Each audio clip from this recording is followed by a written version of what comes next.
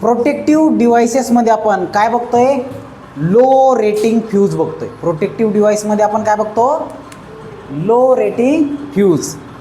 सगळ्यात पहिले फ्यूज म्हणजे काय ते समजून घ्या. काय असतं फ्यूज? फ्यूज कोणी कोणी पाहिली रे? सगळ्यांनी पाहिली.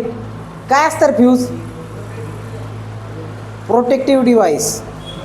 जास्तीचा करंट आला तर तो काय करतोय, मेल्ट होतोय, आणि कमी करंट आला तर नॉर्मल ऑपरेशन करते. बघा, लक्ष द्या, लिहू नको बाळे, लक्ष दे. So fuse is a simplest protective device which break the circuit under abnormal condition. Normal condition असेल तर तो गुड कंडक्टर म्हणून काम करेल, कंटिन्यू करंट फ्लो करेल. आणि जर का बाबा फॉल्ट आला रे आला तर ते काय करेल, ब्रेक करेल. Normally no problem. पण एक्सेसिव्ह करंट आला तर ती फ्यूज जळून जाईल, आणि फ्यूज जळाली म्हणजे तुमचं सर्किट प्रोटेक्ट होईल. Okay. So it is a current interrupting device under faulty condition and not able to make or break the current under normal condition. Normally बघा, हे सर्किट आहे, बाळ्या लक्ष दे, बारक्या लक्ष दे. तर सप्लाय दिला तर स्विच जर ऑन केलं तर करंट साधा सरळ करंट फ्लो होईल. नॉर्मल करंट असेल तर ओके. पण समजा फॉल्टी करंट आला तर हे मटेरियल जे आहे हे फ्यूज एलिमेंट म्हणतो आपण याला. काय म्हणतो? Fuse element. हे काय होईल रे, मेल्ट होईल, जळून जाईल.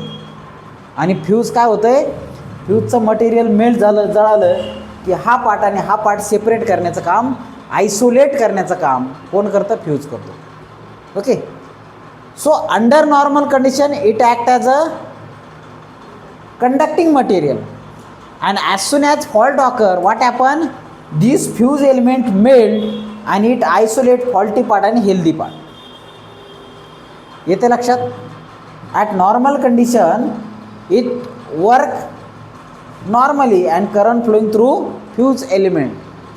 As soon as fault occur, what happen? This fuse element melt and it isolate faulty part and healthy part. सोपं आहे की नाही रे? तर बघा, fuse is use to protect an important instrument or critical appliances from the fault current or overload current. जास्तीचा current आला, fault current आला तर त्यापासून प्रोटेक्शन देण्याचं काम कोण करतं आहे? फ्यूज करतं आहे. तर कनेक्शन डायग्राम दिली, फ्यूजची सप्लाय दिला आहे, स्विच दिलं आहे आणि फ्यूज एलिमेंट दिलं आहे. जर सप्लायचं स्विच ऑन केलं तर काय होईल? करंट असा फ्लो होईल. कसा फ्लो होईल रे? असा करंट येईल, लोडमधून जाईल, रिटर्न जाईल. असा येईल, लोडमधून जाईल, रिटर्न येईल. नॉर्मल असेल ओके. आता ॲबनॉर्मल कंडिशन आला म्हणजे समजा ह्या लोडचा करंट 10 अँपिअरपर्यंत हे ओके, नाही प्रॉब्लेम त्याला. काय जर समजा 11 अँपिअर करंट आला रे आला, मग काय होणार? या फ्यूजला खपल का ते? नाही, खपणारच नाही. मग काय करेल फ्यूज? जळून जाईल, स्वतः जळल. म्हणजे फ्यूज एलिमेंट हे काय, हे मेल्ट होऊन जाईल. हे मेल्ट झालं की हा पार्ट आणि हा पार्ट सेपरेट होईल. एवढं सोपं वर्किंग याचं. ओके. तर बघा, the current rating of fuse is slightly less than the maximum allowable current of the appliances. आता मॅक्सिमम अलाउएबल करंट किती आहे? समजा 10 अँपिअर आहे, तर याचे एलिमेंट किती असते? याची रेटिंग किती असेल? त्यापेक्षा थोडी कमी असेल. ओके. म्हणजे फॉल्ट करंट आला तेवढा किती फ्यूज एलिमेंट जळाली पाहिजे आणि सिस्टीम वाचली पाहिजे. तर as soon as the actual current flowing through appliances the fuse exceed the rated value, the wire melt and get open. तर बघा, याच्यापेक्षा जास्त करंट आला तर हे फ्यूज एलिमेंट मेल्ट होईल. काय होईल? मेल्ट होईल, जळून जाईल. आणि हा पार्ट आणि हा पार्ट सेपरेट करण्याचं काम कोण करेल? फ्यूज करेल. The circuit is broken and no current flowing through the appliances and it protect. तर अप्लायन्सेस प्रोटेक्ट होणार आहे, कारण याच्यामधून फर्दर परत करंट फ्लो होणारच नाही. आणि एकदा का करंट फ्लो नाही झाला म्हणजे सिस्टीम प्रोटेक्ट होईल. So under faulty condition it operate and under normal condition current is clearly flow and under abnormal condition this part will melt and this disconnect the faulty part from healthy part. So this is the simple working of fuse.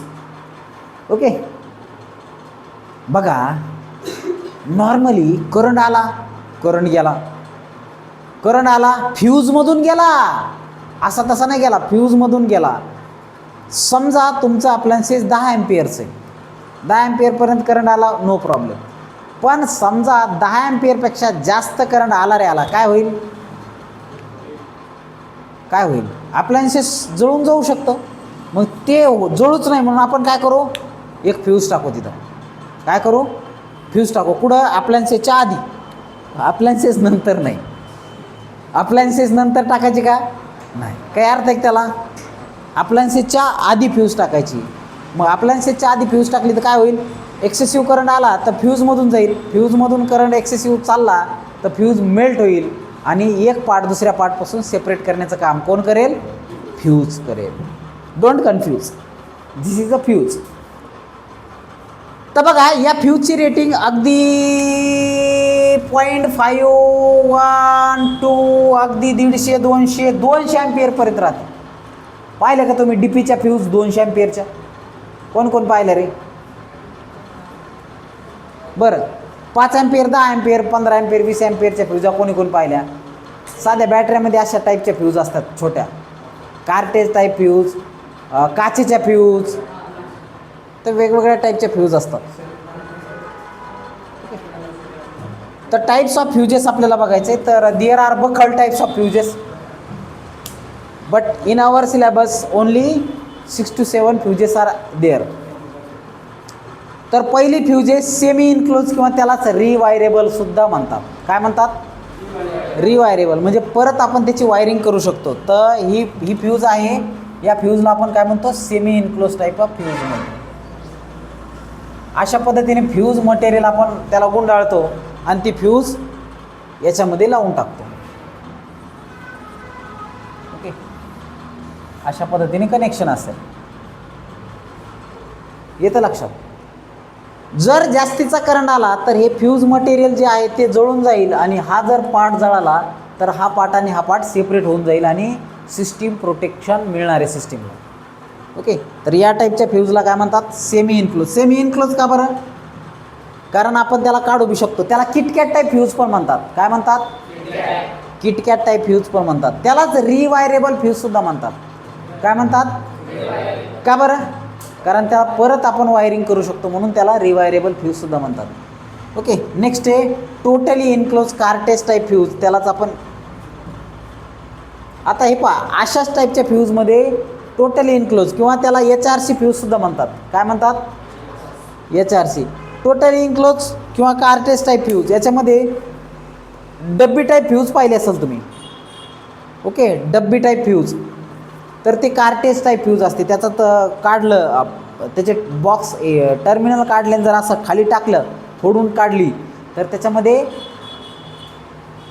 पांढरट layer किंवा black कलरचा layer दिसेल. त्याला आपण cartridge म्हणतो. प्रिंटरमधलं cartridge पाहिलं असेल ना तुम्ही, तर त्या पद्धतीने कार्टेज असतं. तर प्लॅस्टर ऑफ पॅरिस मटेरियल किंवा अजून दुसरं मटेरियल तिथं आपण इंड्यूस करू शकतो जे की इन्सुलेटिंग मटेरियल असेल. तर त्या टाईपच्या फ्यूजला आपण काय म्हणतो? Cartridge type. तुम्ही छोटी टाईपची फ्यूज पाहिली असेल ना रे, बारकी. ओके, टोटली इन्क्लोज असते ती. त्याच्यानंतर drop out fuse. Drop out, DO पाहिला का तुम्ही? डीपीला DO असतो पा, एक साधं वायर आहे.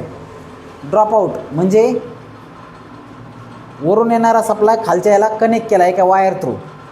ओके, तर त्या टाईपचा फ्यूज ड्रॉप आउट काय होतो? ब्लो आउट होतो तो एक्सेसिव्ह करंट आल्याच्यानंतर. त्याला ड्रॉप आउट फ्यूज म्हणतात. त्याच्यानंतर एक्सपल्शन फ्यूज. एक्सपल्शन फ्यूज ह्या नाईफ टाईपच्या फ्यूज आहेत. एक्सेसिव्ह सप्लाय आल्याच्यानंतर ह्या काय करतात?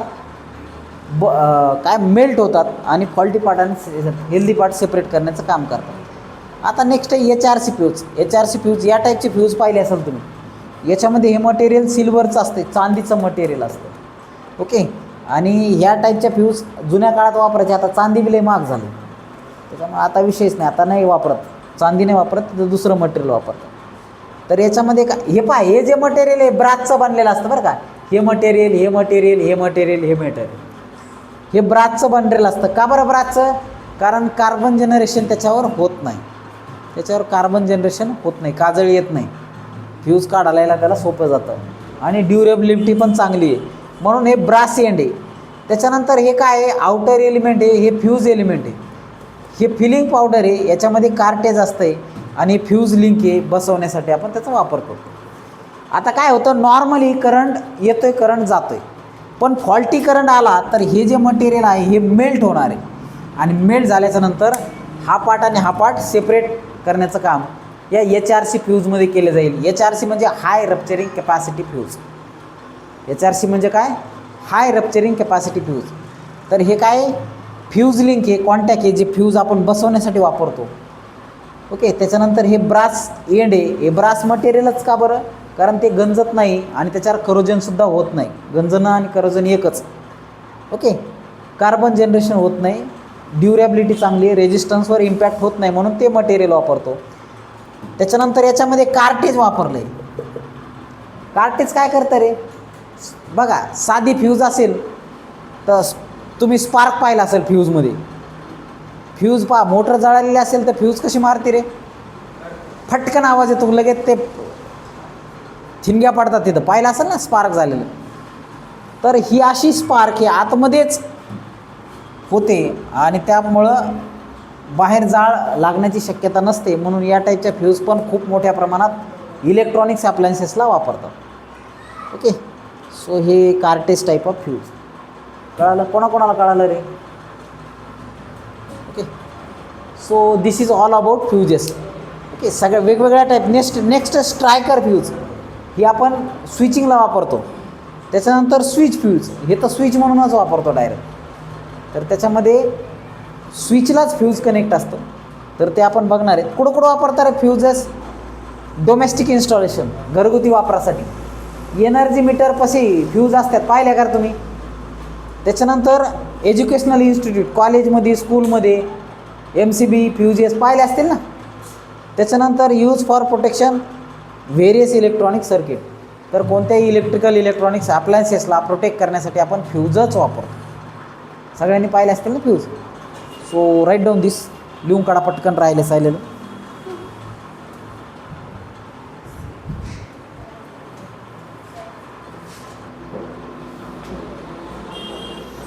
स्विच फ्यूज युनिट आणि fuse switch unit. Switch fuse unit याच्यामध्ये स्विच फ्यूज युनिट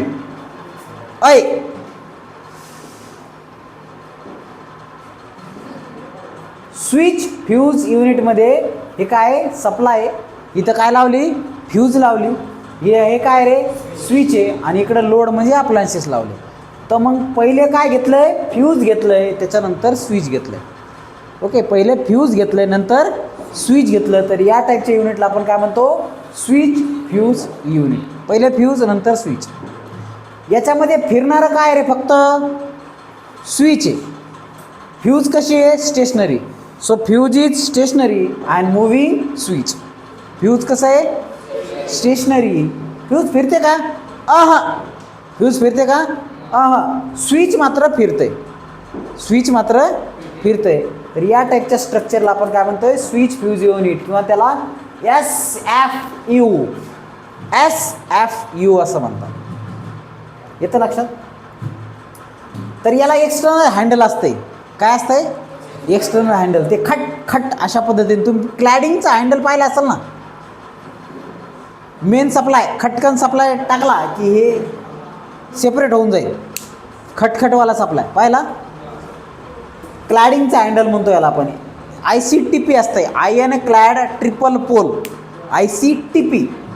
DP मध्ये 2 असते, डायपोलमध्ये, आणि TP मध्ये 3 पोल असतात. ICTP, ion clad triple pole, हे ट्रिपल पोल. ओके. तर याला काय म्हणायचं आहे, स्विच फ्यूज युनिट. काय म्हणायचं आहे, स्विच फ्यूज युनिट. तर याची 16 अँपिअरपासून तर 320 अँपिअरपर्यंत हे वापरतात. इथं स्विच मुव्हिंग असतं आणि फ्यूज मात्र स्टेशनरी असतं. येतं लक्षात. दुसरं आहे फ्यूज स्विच युनिट. दुसरं काय? Fuse switch unit. याच्यामध्ये फ्यूज कसं आहे रे? मुव्हिंग आहे. कशासोबत? स्विचसोबत. तर याच्यामध्ये हँडल असतं. हे काय खट खट केलं की हे स्विच ऑन होतं, ऑफ होतं. ओके, ऑन होतं, ऑफ होतं. ऑफ म्हणजे ओपन सर्किट, ऑन म्हणजे क्लोज सर्किट. ओके, तर याच्यामध्ये स्विच फ्यूज युनिटमध्ये स्विच आणि फ्यूज दोन्ही पण काय आहे? मूव्हिंग आहे. Both fuse and switch both are moving.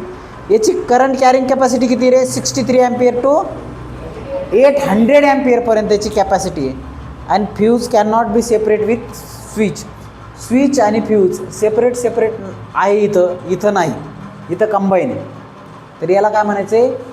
Switch fuse unit असं म्हणायचं. येतं लक्षात. तर याच्यावर 1-2 MCQs येऊ शकतात फायनल एक्झामचे. Okay, got it. So write down.